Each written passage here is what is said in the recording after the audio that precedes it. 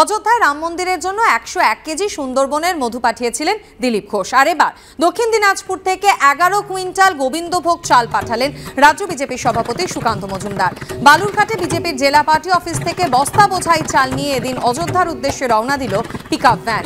বিজেপির রাজ্য সভাপতি এবং বালুরঘাটের সাংসদ জানিয়েছেন, রামলালার ভোগের জন্যই এই গোবিন্দভোগ চাল পাঠানো হয়েছে।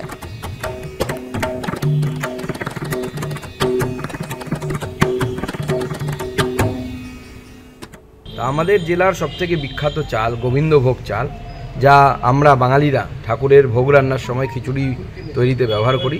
সেই 1001 কেজি চাল আমরা গোবিন্দভোগ চাল পাঠানোর ব্যবস্থা করলাম।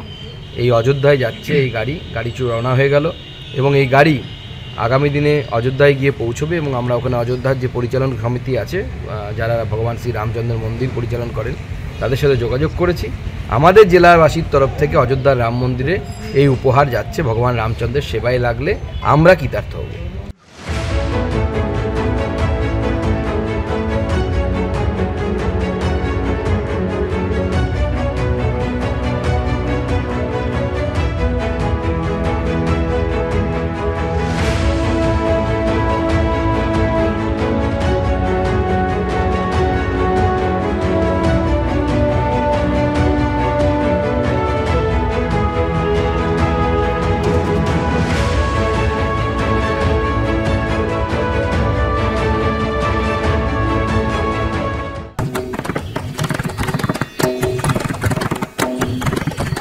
আগামীকাল রাম জন্মভূমিতে রাম মন্দিরের উদ্বোধন করবেন প্রধানমন্ত্রী নরেন্দ্র মোদী।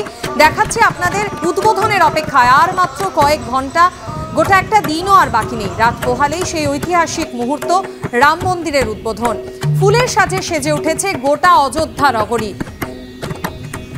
নিরাপত্তার চাদরে মুড়ে ফেলা হয়েছে গোটা অযোধ্যাকে। দেখতে পাচ্ছেন ড্রোনে চলছে নজরদারি, পাশাপাশি বাইরে থেকে কারোর প্রবেশ একেবারে নিষিদ্ধ করে দেওয়া হয়েছে। পরিচয়পত্র দিয়েই ঢোকা যাচ্ছে রাম মন্দির চত্বরে।